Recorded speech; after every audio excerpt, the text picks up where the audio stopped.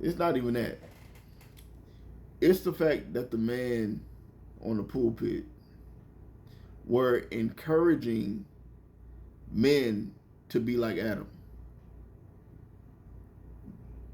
He was encouraging the men to be like Adam instead of encouraging the men to be like Jesus, the second Adam. He was encouraging people to be like the first Adam. You know why? Because he was telling people, he was telling everybody, yeah, you should listen more to your woman and listen to how she feels. How she feels. Because God said, because God, this is my analogy, God took out 90% of emotions for men because the woman needed those emotions. And that's why women got 10% of the logic and men got 90% of the logic. So he's not going to feel what the woman feels. When in reality, you're not supposed to feel what the woman feels. You're supposed to try to understand what she feels, but not feel what she feels.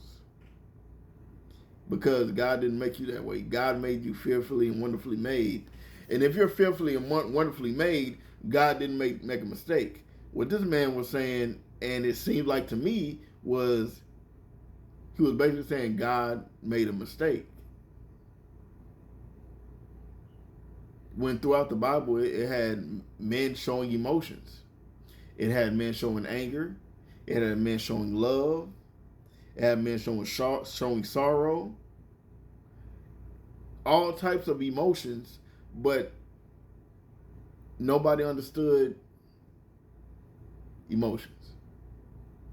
Nobody understood when Jacob and Esau met. Jacob was scared of Esau because he took his blessing. When they met each other, they greeted each other with hugs and tears. Nobody said anything about David crying when Saul died. Nobody said anything about Jesus. A man was met up by Mary, the sister of Lazarus, from her confronting him and saying, if you haven't came late, Lazarus would still been alive. What did he do? Was he pleading his case, or was he crying to show that he's sympathizing for her before he made Lazarus rise up? Oh, are we talking about the same man in the Bible? You know, Jesus, which he was a man.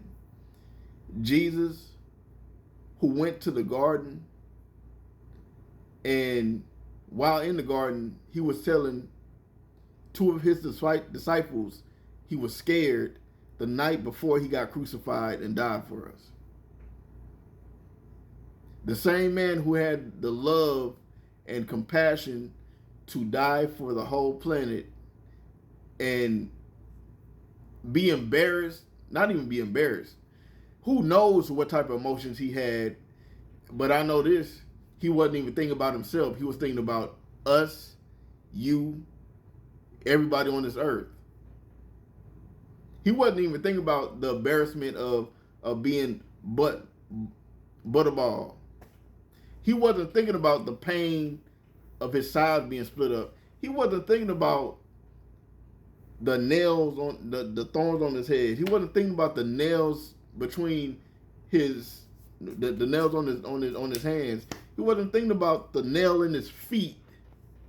He wasn't thinking about the breath he had to get up like this every time to catch a breath.